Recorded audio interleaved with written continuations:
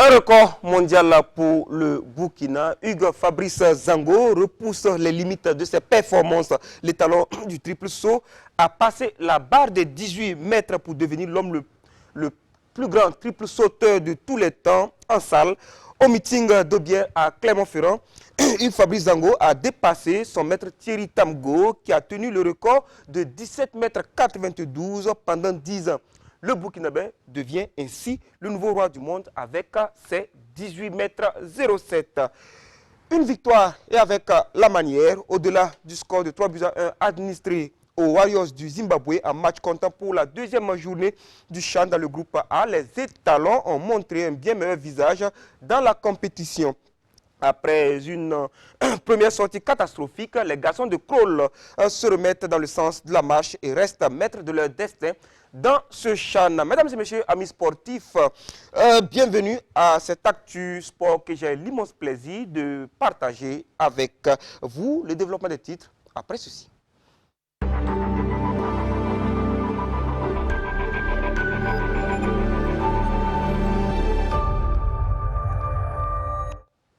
À la une donc et en bonne place, le nouveau roi du monde, Hugues Fabrice Zango, n'a plus d'égal sur terre quand on dit triple saut en salle.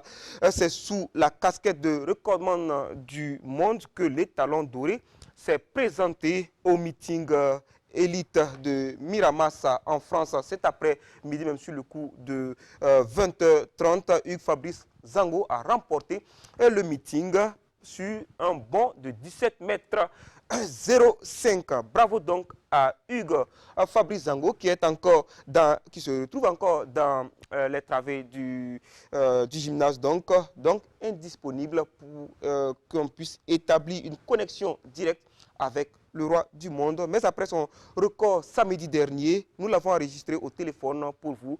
Il s'exprime au micro, donc c'est une interview réalisée donc par Mahamadi Wena, notre spécialiste athlétisme maison.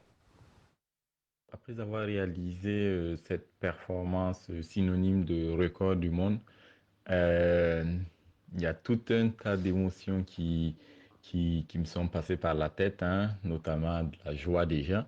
Beaucoup de joie, un soulagement sans pareil parce que ça fait quand même depuis un certain moment que je travaille et cette performance est comme une récompense en fait de tous mes efforts.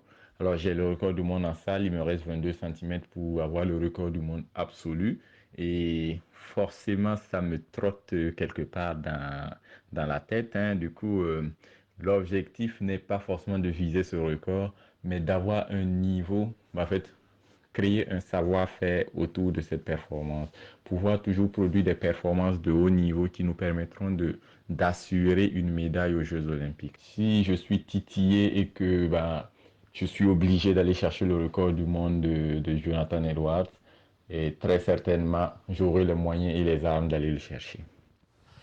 Et d'où nous vient ce phénomène, le parcours du nouveau roi du monde avec Mahamadi Wena. Nouveau recordman du monde au triple saut en salle avec cette marque à 18 mètres 07. Hugues Fabrice Zango est le premier triple sauteur à dépasser les 18 mètres en salle.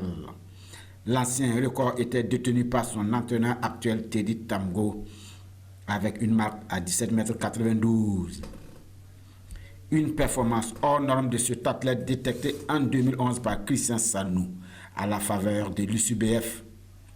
Sous la houlette de son entraîneur, Hugues Fabrice Zango prend part aux Jeux de la francophonie de 2013, les Jeux africains de Brazzaville de 2015, les Universiades de Ganjou ou les Championnats d'Afrique de Durban de 2016. Ces compétitions aiguisent son appétit et lui permettent de se bonifier. En 2017, aux Jeux de la francophonie, Fabrice Zango remporte sa première médaille d'or avec 16 mètres 92.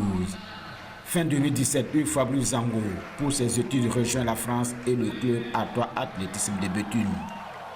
Le 27 janvier 2018, pour sa première grande compétition dans l'Hexagone, Hugues Fabrice Zango crève l'écran à Val-de-Reuil en sautant pour la première fois au-delà des 17 mètres. Une marque à 17 mètres 23 qui lui permet de battre le record d'Afrique du Nigérian Ajayi Arbebakou, vieux de 36 ans. Dans la foulée, il prend part au championnat du monde en salle pour la première fois où il termine 10e avec un saut à 17 mètres 11. Avec la même marque, il est champion d'Afrique au championnat d'Afrique d'athlétisme à Asaba. La progression de Hugues est fulgurante et pour l'atteinte de ses objectifs, il s'attache les services de Teddy Tamgo, champion du monde 2013 et recordman du triple saut en salle avec 17,92 m. Une année après avoir battu le record d'Afrique en salle au triple saut, il l'améliore au meeting de Paris Indoor avec 17,58 m. Au championnat de France, il s'attaque au record d'Afrique au triple saut en plein air et avec une marque à 17,50 m, il bat le record de 17,49 m détenu depuis 2007 par le Marocain Tariq Bouguetaïb. Sur la lancée, il termine 3e au championnat du monde d'athlétisme à Doha. Avec 17,66 m, il est médaillé de bronze et améliore le record d'Afrique en plein air.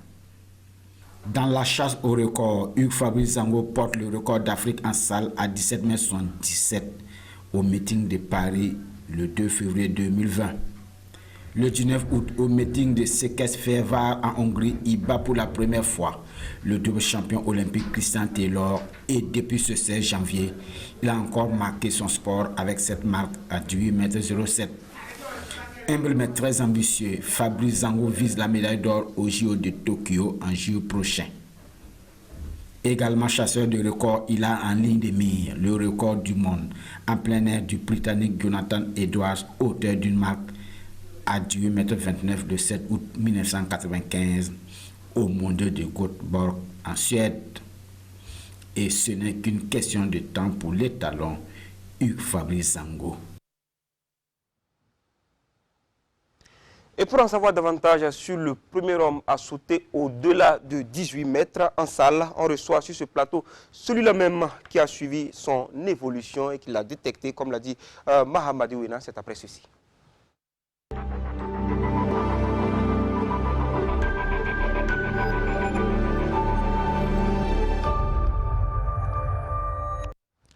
Monsieur Christian Sanon, bonsoir et merci de répondre à notre invitation. Bonjour, bonsoir Jérôme Tenderbego. Voilà, vous êtes le premier entraîneur de Hugues Fabrice Zango. Vous êtes par ailleurs le secrétaire général adjoint de la Fédération burkinabé d'athlétisme. On vient d'entendre donc les sentiments de Hugues Fabrice Zango après son record. Alors, vous, quelle a été votre réaction? Bien, moi, ma réaction, ça ne m'a pas trop étonné parce que rien que la veille, on a échangé longuement et beaucoup gardé le contact. On a échangé longuement et il m'avait dit qu'il était pleinement en forme. Donc, dès lors qu'il m'a dit ça, j'ai compris que quelque chose pouvait se passer. Donc, automatiquement, j'ai alerté aussi tous les fans de l'athlétisme à pouvoir suivre l'émission. Mais dès lors que la compétition s'est déroulée et puis le record a été réalisé, ça a été un ouf de soulagement. Tout simplement parce que franchir la barre des 18 mètres, c'est du donné et ce n'est pas donné à n'importe qui. Donc, ça veut dire que vous n'attendiez pas à 18 mètres. Peut-être qu'il pouvait aller à 17 fort, mais pas 18 mètres. 18 mètres, oui, vu sa progression. Mais peut-être on aura l'occasion de revenir là-dessus, puisque c'est toute une planification, c'est tout un programme, c'est tout un projet élaboré en son temps par le bureau de la Fédération burkinabé d'athlétisme avec ses techniciens. Et il n'est pas seul d'ailleurs, il y a tout un lot de sportifs qu'on suit.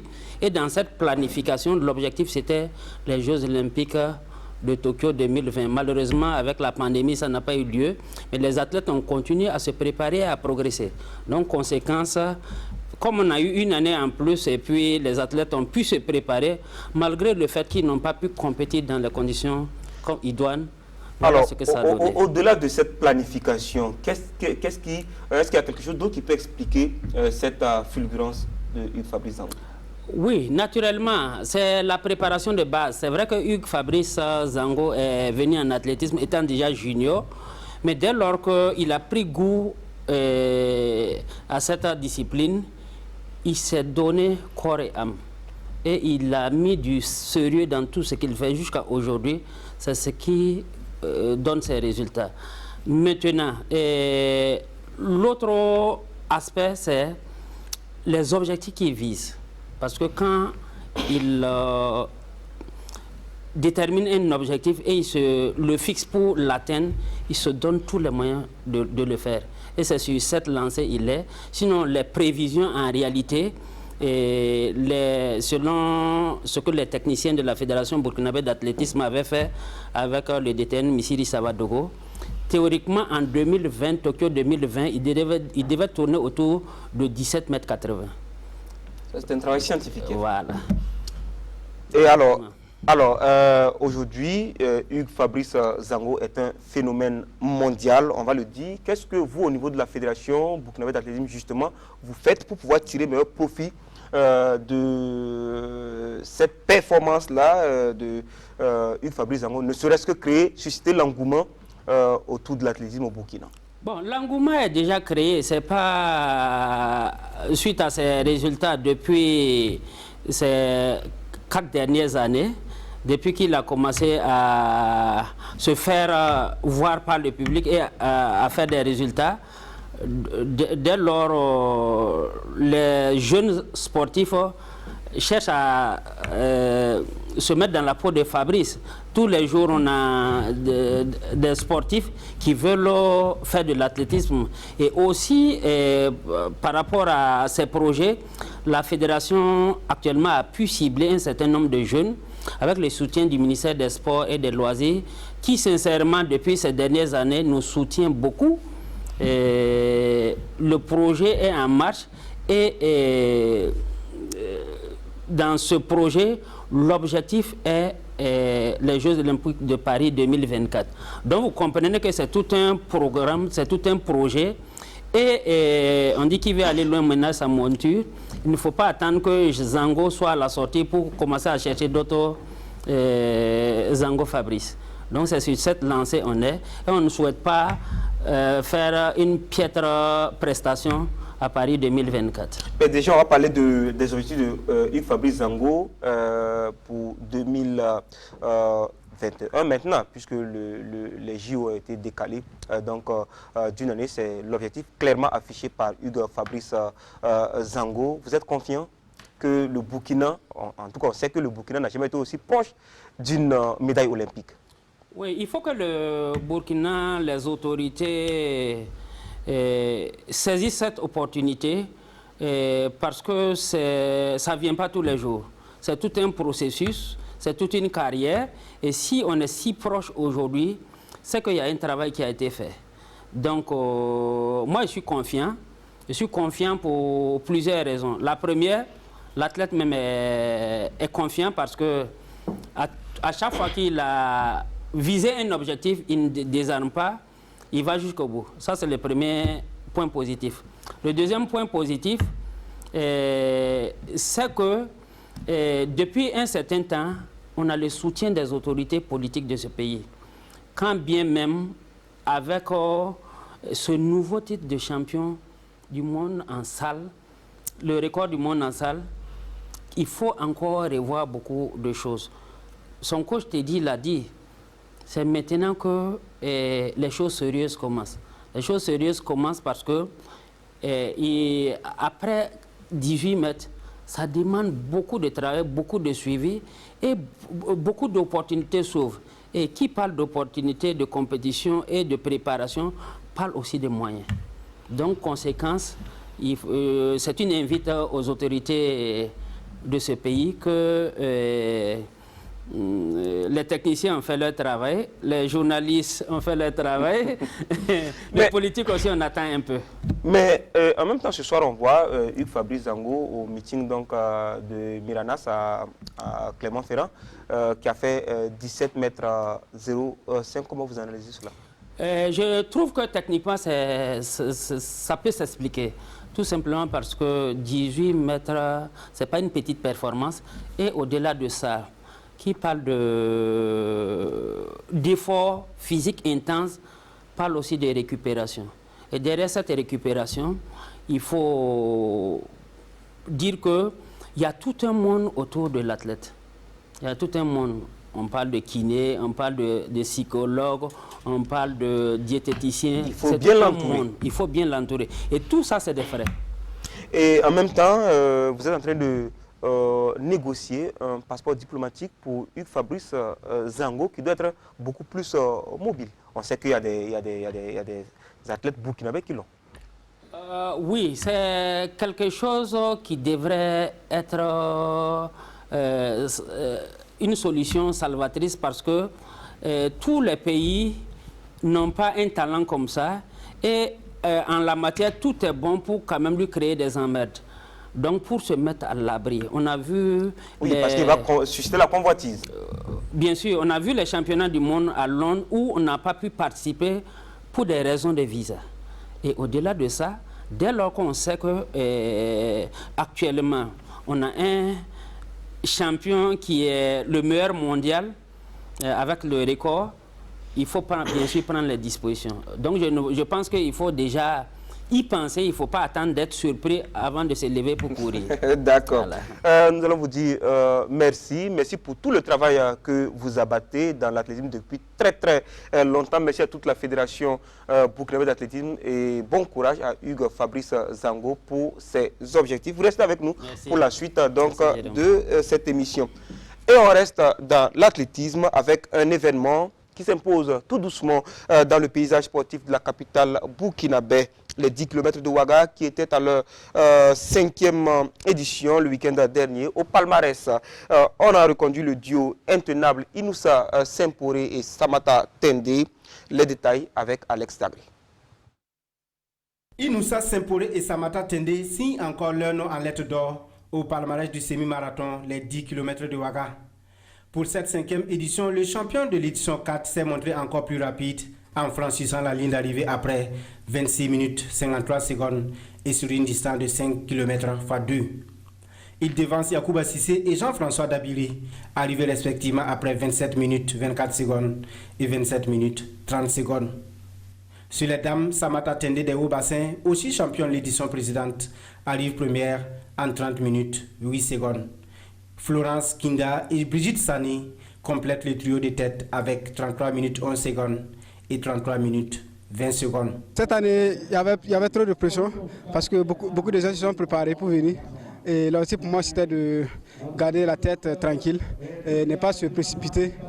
C'est qu'à l'arrivée, j'aurai beaucoup de choses. L'objectif même cette année c'était de descendre moins de 30 minutes.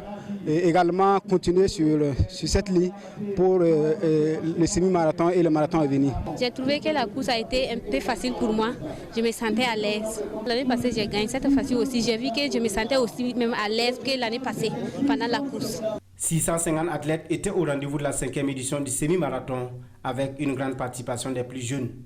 Sur 5 km, Sidi Badra Daou arrive premier chez les garçons et Noélie Zongo chez les filles. Une mobilisation qui résuit le comité d'organisation. Tous les sportifs d'élite étaient présents, les amateurs également étaient au rendez-vous. Nous avons eu un record de participation jamais égalé, donc c'est une satisfaction totale pour nous.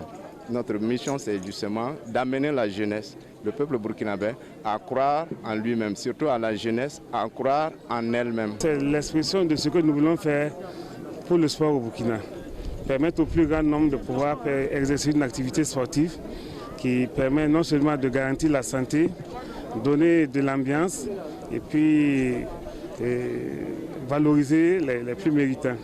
Inoussa Semporé et Samata Tende emportent chacun 300 000 francs CFA plus le trophée. En plus du premier responsable du ministère des Sports, la 5e édition du semi-marathon les 10 km de Ouaga a connu la participation de personnes de l'Union européenne et de la première dame Madame Sika Kabouri, histoire d'inviter les Burkinabés à pratiquer le sport. Le groupe de travail Conféges pour la promotion de la participation des femmes et des jeunes filles aux activités de jeunesse GTCF à 20 ans. Un anniversaire que la structure a célébré à travers un cross de 3 km couronné d'une séance d'aérobic dans la capitale burkinabé. C'était hier et jeudi et le reportage est signé Nongwa Kouda et Maria Ouattara. 2000-2020, le groupe de travail Conféges pour la promotion de la participation des femmes et des jeunes filles aux activités de jeunesse et de sport GTCF a 20 ans. 20 ans de travail et d'action pour plus d'implication de la femme dans le sport burkinabé. 2 présidentes de fédération et 2 présidentes de ligue dans la région du centre. Aujourd'hui, si on regarde dans le rétroviseur, nous avons parcouru un très bon parcours avec des résultats et nous sommes satisfaites. Naturellement, c'est en sport que le GTCF commémore ce jubilé de porcelaine. Un cross réunissant scolaires et étudiants autour des valeurs véhiculées par le sport. Parti du stade du 4 août, le cortège effectue un parcours de 3 km qui va le ramener au point de départ où l'attend le ministre des Sports et des Loisirs. C'est d'abord rendre hommage à ces femmes qui se battent pour que les femmes puissent trouver une place dans le sport, non seulement en tant que pratiquante, mais en tant que dirigeante. Et en 20 ans, ils ont pu faire passer de 10% à pratiquement 20%, c'est-à-dire qu'ils ont doublé le nombre de femmes qui sont dans les structures dirigeantes. C'est un effort très considérable. Vous savez que déjà il y a la loi pour la parité au Burkina sur le quota genre qui doit amener au moins à ce qu'on atteigne les 30%. Donc c'est un effort qu'il faudra poursuivre, ça c'est d'un. Mais deuxièmement, il faut aussi poursuivre les efforts pour amener la femme à être au cœur du sport. Et vous savez que nous avons beaucoup d'ambition sur le sport pour tous, qui a été dans le temps ce qu'on appelle le sport de masse. Et on sait que si la femme se met dans cette activité, ça va amener la famille. Le thème de ce jubilé de porcelaine est contribution à la promotion des valeurs du sport dans l'éducation pour un développement inclusif au Burkina Faso.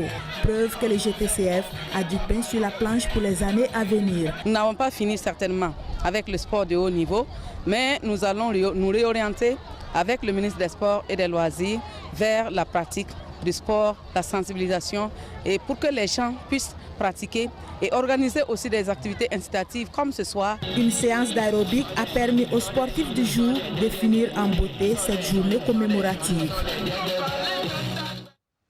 Et pas Chan de cette actu sport, les étalons locaux ont répondu à Yaoundé à la faveur de la deuxième journée du groupe A en battant les Warriors locaux du Zimbabwe 3-1 avec cette victoire. Et le jeu développé, les étalons de Sédou Kroll se remettent en selle dans la course à la qualification pour un premier quart de finale en Chan. Alex Zagré avec la complicité de nos envoyés spéciaux à Yaoundé, Urbain Benito Somé et Jean-Modeste Ouedraogo. C'est une équipe des étalons locaux fortement remaniés qui porte Kroll et le Burkina dans l'histoire. Une première victoire en phase finale du championnat d'Afrique des Nations. Pour cette deuxième sortie dans le groupe A, la défaite est interdite entre étalons et Warriors. Pas de temps à perdre, il faut vite prendre l'avantage. Sur cette mauvaise relance de la défense zimbabwéenne à la 13e minute, Issou Soso, du plat du pied, montre le chemin. 1-0 pour les étalons. Les garçons de Kroll, au lieu d'acculer leur adversaire, reculent. Les Warriors profitent et rétablissent la parité à la 24e minute. Les Burkinabés dominent, mais échouent devant le portier adverse. Mahmoud Zakaria ramène les 22 acteurs dans les vestiaires sur ce score de parité 1-1. En seconde période, les étalons accentuent la pression. À la 53e minute, Chinani dévie la frappe de Mohamed Lamine Ouattara. Claver Diendrebero, bien placé, reprend de la droite et porte le score à 2-1. Et de 3 pour le Burkina. But signé Issaka Ouedraogo à la 67e minute. Oh, le troisième but sur ce ballon. Les actions dangereuses sont pour les étalons qui pouvaient même enfoncer le clou. 3-1 pour le Burkina. Les étalons locaux signent enfin leur première victoire en phase finale du Chan. Ça fait 3 participations ou sinon 4 participations. On n'a eu aucune victoire. C'est une victoire de l'histoire. Et je dédie cette victoire à tous les sélectionneurs des étalons locaux qui m'ont précédé. C'est à eux d'abord. On l'a fait pour le peuple burkinabé. Du moment où on a fait un faux pas lors de notre premier match, ce match on avait vraiment l'obligation de rebondir. Dieu merci, on l'a fait d'une très bonne manière, on est fiers. Les étalons locaux gardent une chance de qualification en quart de finale. Pour y arriver, Kroll et ses poulets doivent retourner au travail et sortir le grand jeu face au pays organisateur dimanche sur le coup de 19h. Pour le moment, les étalons savourent leur victoire.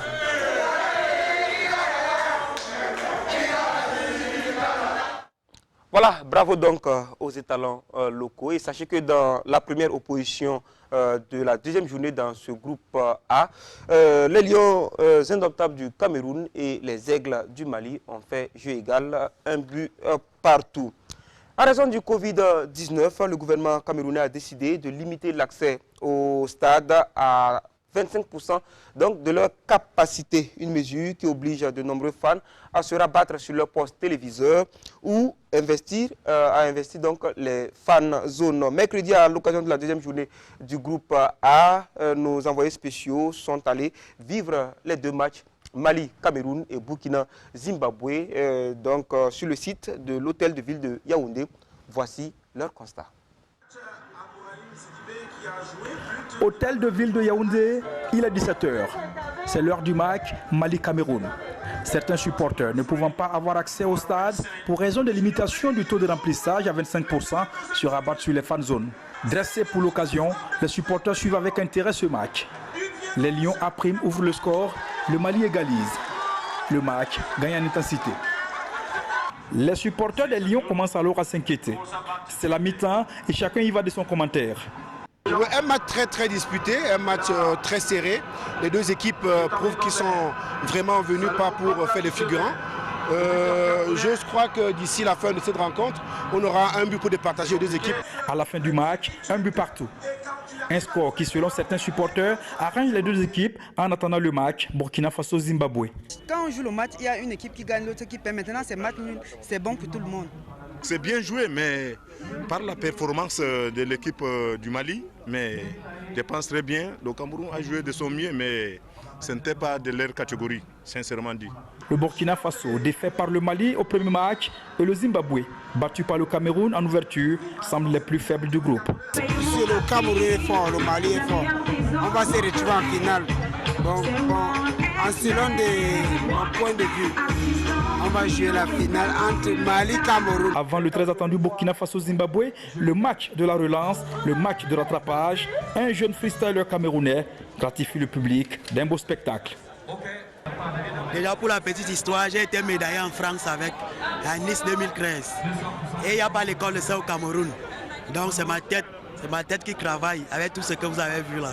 C'est un habitué de la compétition. Donc nous on les a musclés jusqu'à faire 1-1 avec eux. Donc je suis très content pour ce match nul. Puis place au jeu. Le public lui semble pas s'intéresser à ce match. La fan zone se vide de son monde, mais quelques supporters sont présents et assistent à la démonstration burkinabé. Quelques actions sont accompagnées d'applaudissements, puis résultat de course, le Burkina Faso fracasse le Zimbabwe 3-1 et envoie un message clair au Cameroun. C'est un match qui m'a dérangé, ça c'est sans commentaire. Et moi j'ai sollicité un nul pour que nous dormions étant un peu en paix, que la troisième journée ne sera pas compliquée. Mais le Burkina a davantage compliqué la situation du Cameroun. Je propose à l'entraîneur camerounais, monsieur l'entraîneur Tougoupile, de revoir un peu le milieu de terrain. Le milieu de terrain. Parce qu'il n'y avait pas un appui très fort du milieu vers l'attaque. Vous voyez un peu. Quand le milieu est fort, l'attaque aussi va jouer. De voir le milieu de terrain et de chercher véritablement un baroudeur. Ça veut dire quoi? Quelqu'un de très fin à l'attaque. Certains supporters, par patriotisme, restent campés sur leur position. Le Cameroun va battre le Burkina Faso dimanche. Ils ont un très match dur contre le Cameroun. C'est ça. C'est là, ils n'ont pas la chance. S'ils n'ont pas la chance, parce qu'avec le Cameroun, ils n'ont pas la chance. Parce que le Cameroun, c'était donc indomptable, on ne va pas les vaincre. Nous, on supporte le Cameroun 100%. Quel que soit les résultats, mais on aurait mal s'ils ne gagnent pas. Mais les plus lucides, eux, savent que Cameroun-Burkina Faso est une finale avant l'heure. Je suis Camerounais, mais moi je vous dis la vérité, le Cameroun va rester. Et même si le Cameroun passe le premier tour, le deuxième tour, ça serait très difficile. Le Burkina va battre le Cameroun et le Mali va battre le Zimbabwe. Donc les deux qualifiés, c'est le Burkina et le Mali. Une chose est sûre, la victoire du Burkina Faso face au Zimbabwe fait déjà trembler certains supporters des Lions. Visiblement, la peur a changé de camp. Le bilan à l'issue de la deuxième journée dans ce groupe A donne le Cameroun et le Mali qui se partagent la première place avec 4 points plus 1. Le Burkina est troisième avec 3 points plus 1. Le Zimbabwe est déjà éliminé et va tenter de sauver l'honneur face au Mali lors de la troisième journée. Au même moment, les étalons seront aux prises avec les Lions indomptables pour rechercher une première qualification donc en phase finale de CHAN. Dimanche donc vous aurez en simultané à 19h Burkina, Cameroun et Zimbabwe, Mali. Burkina Cameroun à suivre en direct donc sur la RTB avec un plateau d'animation assuré par Mamadi Wena et ses invités Ibrahim Diallo et Aibata Nyampa. Un CHAN très ouvert où les points se vendent très cher, aucun qualifié jusque-là. Dans le groupe B, la RD Congo tient la tête avec 4 points plus 1, suivi du Niger et de la Libye, 2 points chacun. Le Congo est dernier avec 1 point moins 1. Et on va voir en image donc la victoire des éperviers du Togo donc, qui se relance en battant les Cranes d'Ouganda, 2-1. Et donc ce sont des images. Ça c'était le premier match donc Maroc. Les Marocains donc qui ont concédé le nul. Là, c'est le Togo et une frappe sèche pour l'égalisation donc des Cranes et la frappe également réponse du berger à la bergère. Donc des Togolais sur cette frappe sèche donc qui donne la victoire aux Togolais. Les Togolais donc qui se repositionnent, prennent la deuxième place avec 3 points derrière le Maroc qui a concédé le nul au Amavoubi, vous l'avez vu, du Rwanda, 0-0. Maroc donc 4 points plus 1, le Rwanda est 3e avec 2 points et l'Ouganda ferme la marche avec 1 point moins 1. La deuxième journée prend fin ce samedi avec les deux oppositions Zambie-Guinée à 16h et Namibie-Tanzanie à 19h. En attendant de suivre ces rencontres, je vous propose de revivre la victoire 2-0 avec Mariam Ouattara. Belle entrée pour la Zambie dans le CHAN Cameroun 2021. Pour cette première opposition dans le groupe D, les Chipolopolos locaux étaient face aux Taifa Stars de la Tanzanie. Naturellement, l'enjeu de ce match était de prendre les 3 points d'entrée afin de bien se positionner dans ce dernier groupe. Les 45 premières minutes sont dominées par les Zambiens qui s'offrent les meilleures occasions. En seconde période, les Chipolopolos laissent l'initiative du jeu aux Taifa Stars. Mais à la 64e minute, Shomari Kapombe manie la balle dans la surface tanzanienne. Le penalty est transformé par Colin Sikombe. 1-0 pour la Zambie. Les Zambiens vont d'ailleurs plier le match à la 80e minute. Sur un centre de Sikombe, la reprise de volée d'Emmanuel Chaboula est imparable. Le break est fait et le score ne varie pas au coup de sifflet final. Les Chipolopolos de la Zambie prennent donc la tête du groupe D avec 3 points plus 2. Et du CHAN, on passe à une canne, celle de l'Institut international de l'ingénierie de l'eau et de l'environnement, des IE, remportée pour la 3e fois par les Sao du Tchad. Ils ont battu les Lions de la Teranga à l'épreuve des tirs au but 5 à 4. Reportage Césaire Carrefour et Alexa Zagri. Les Sao du Tchad sur la plus haute manche de la Coupe d'Afrique des Nations à l'issue d'une finale qui les a opposés aux Lions de la Teranga du Sénégal en vert.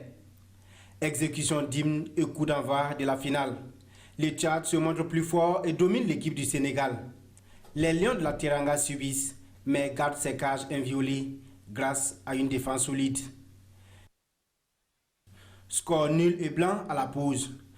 Mano à mano, les deux équipes se trimballent jusqu'à la fin sans marquer de but. À la séance des tirs au but, les Sao réussissent 5 tirs contre 4 et remportent leur 3e Coupe d'Afrique des Nations, 2 IE. C'était un long parcours sans défaite, donc déjà on peut être très content de la victoire d'aujourd'hui parce que c'était une victoire sans faute. En 5 matchs, on a fait 5 victoires. Vous avez vu les deux équipes se sont données pour gagner au cours du match, mais malheureusement ils sont arrivés au tir au but et que le meilleur a gagné. Mais je tire chapeau aux deux équipes qui se sont données avec des bonnes passes et qu'il n'y a pas d'incidence majeure. C'est une réussite totale parce que le fait même d'organiser cette CAN, cette compétition, on trouve que voilà, il y a la collaboration, il y a l'intégration. La Centrafrique classée 3e reçoit 40 000 francs CFA plus un ballon. Le Sénégal finaliste est consolé avec 75 000 francs CFA, un ballon et la médaille d'argent. Les Sao du Tchad succèdent aux étalons du Burkina Faso et s'offrent 120 000 francs CFA un ballon, la médaille d'or et le trophée. Seuls le Burkina Faso et le Tchad se partagent le palmarès de la Coupe d'Afrique des Nations. 2 yeux. Merci de nous avoir suivis. C'est le week-end. Soyez prudents, surtout dans la circulation. Bon week-end sportif à toutes et à tous. Bonsoir.